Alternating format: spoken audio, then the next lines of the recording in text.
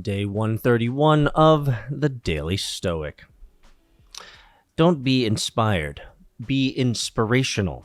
Quote, let us also produce some bold act of our own and join the ranks of the most emulated.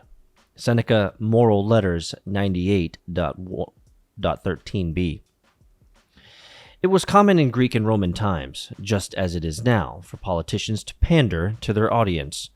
They would lavish effusive praise on the crowd, on their country, or inspiring military victories of the past. How many times have you heard a political candidate say, "This is the greatest country in the history of the world"?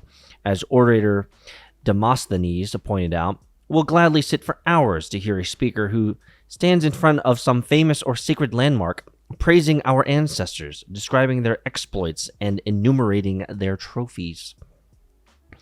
But what does this flattery accomplish? Nothing. Worse, the admiration of shiny accolades distracts us from their true purpose. Also, as Demosthenes explains, it betrays the very ancestors who inspire us. He concluded his speech to the Athenian people with words that Seneca would later echo and still resound centuries later. Reflect then, he said, that your ancestors set up those trophies, not that you may gaze at them in wonder, but that you may also imitate the virtues of the men who set them up. The same goes for the quotes in this book and for other inspiring words you might hear. Don't just admire them, use them, follow their example. I've always found it fascinating that people have words of wisdom, or they have quotes that they lead their life by. Certainly, I do. But there's almost a lie. There's almost an untruth in that I actually don't have quotes that I lead my life by. I have quotes that I remember in moments that happen. And in many cases, it's in the middle of that moment, or sometimes it's towards the end of the moment that I actually remember that quote.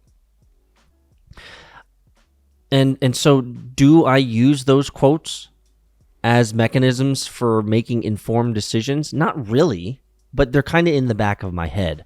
And I would hope and I would assume that at some level those quotes are working in the back of my subconscious so that they are informing my decisions as I make them. And I think that's the whole idea with the Stoic literature and the Stoic philosophy and this 365-day devotional that we're going through together, is that the more that you have these Stoics in your mind, they're back there, they're talking to you, they're working through life with you. That's the point. The more that you have these in you. I mean, we've talked about this so many times. I pull from the Stoics daily now, thanks to the fact that I'm in this literature daily. Thank you so much, Ryan Holiday and Stephen Hanselman, for writing this book and putting this compendium together so that I now have the Stoics in my back pocket. It's in my head. And so don't just let the flattering words of great quotes just guide you. Let the whole theme of Stoicism, let the whole lifestyle of Stoicism set in, and you'll have a better life. Like, you really will. At moments of clarity, of moments of rationale, when I'm not a base man, but I am a rational man, I'm a thinking man, the Stoics come and speak to me. And I'd say they help me make better decisions. Isn't that what we're trying to do after all? See you in Discord, MetaFam.